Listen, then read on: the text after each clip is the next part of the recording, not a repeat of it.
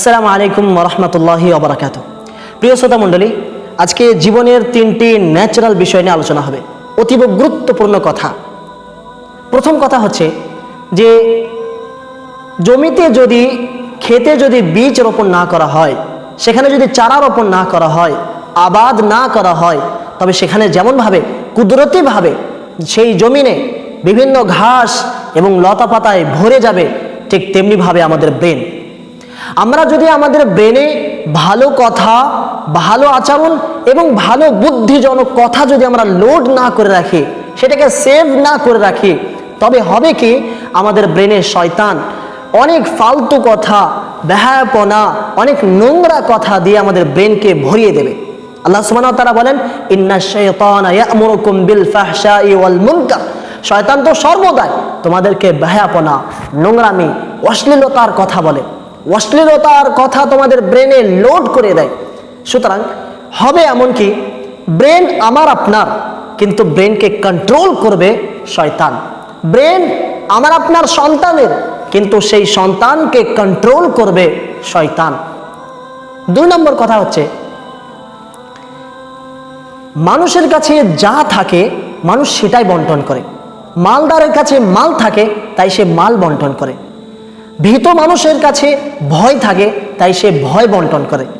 জ্ঞানী মানুষের কাছে জ্ঞান থাকে, তাই সে জ্ঞান বন্টন করে। এবং দুনিয়াদারি মানুষের কাছে দুনিয়ার লোভ থাকে, তাই সে দুনিয়ার লোভ বন্টন করে। এখন আপনি আপনার জীবনের জন্য আপনার সাথী হিসাবে কাকে চয়ন করবেন, দিনদার ব্যক্তি নাকি দুনিয়াদারি ব্যক্তি, সেটা আপনার উপরে। নাম্বার 3 হচ্ছে, জীবনে যা কিছুই আসুক তা হজম করতে হবে, তা হজম করা শিখতে হবে।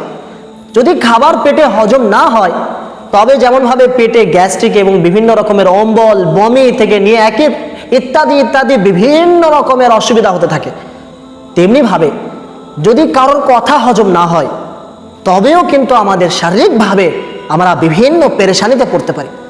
কেউ যদি আপনার প্রশংসা করে দেয়, একটু বেশি প্রশংসা করে দেয়, আর তা যদি আপনার হজম না হয়, তবে হবে কি, সেই প্রশংসার ফলে আপনার ভিতরে অহংকার সৃষ্টি হবে।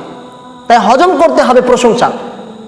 যদি কেউ আপনার পেরেশানির কথা বলে, আপনাকে দুঃখজনক কোনো কথা বলে, আর আপনি এত বেশি স্যাড ফিল হয়ে যান, এত বেশি দুঃখিত হয়ে যান যে একেবারে ডিপ্রেশন এবং আপনি সুসাইড পর্যন্ত যেতে পারেন।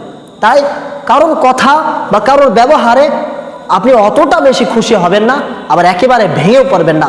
লা তাকনাতু মির রাহমাতিল্লাহ, আল্লাহর রহমতকে ভুলে যাওয়া চলবে না। আবার আল্লাহ তাআলা বলেন, ইন্নাল্লাহা মাআস সাবিরিন, ধৈর্যশালী ব্যক্তিকে আল্লাহ তাআলা পছন্দ করেন। সুতরাং হজম করতে শিখতে হবে। কথা হোক, কারোর ব্যবহার হোক, সেটাকে সহজেই হজম করে নিয়ে ন্যাচারালভাবে জীবনযাপন করতে হবে। সব কিছুতে সাধারণভাবে, খুব বেশি খুশি হওয়া যাবে না, আবার খুব বেশি দুঃখ আনাও যাবে না। আর যদি আমাদের মধ্যে কারোর কাছে যদি নিয়ামত চলে আসে, যদি একটু পয়সা বেশি হয়ে যায়, সঙ্গে সঙ্গে 10 তলা 20 তলা বিল্ডিং, রংচং, মার্বেল টাইলস, বিভিন্ন রকমের ব্যবহার। কেন ভাই, সেই টাকাটা তুমি কি গরিবের মাঝে বন্টন করতে পারতে না? আল্লাহ সুবহানাহু ওয়া তাআলা তোমাকে তো মাল দিয়েছে পরীক্ষার জন্য। সুতরাং আমরা নিয়ামতটাকে হজম করতে জানি না। যদি কোনোদিন আমার কাছে কোনো একটা নিয়ামত চলে আসে, আমি এত বেশি প্রচার করি যে সেটা নিয়ামত থাকে না, লোকেদের হিংসার কারণ হয়ে যায়।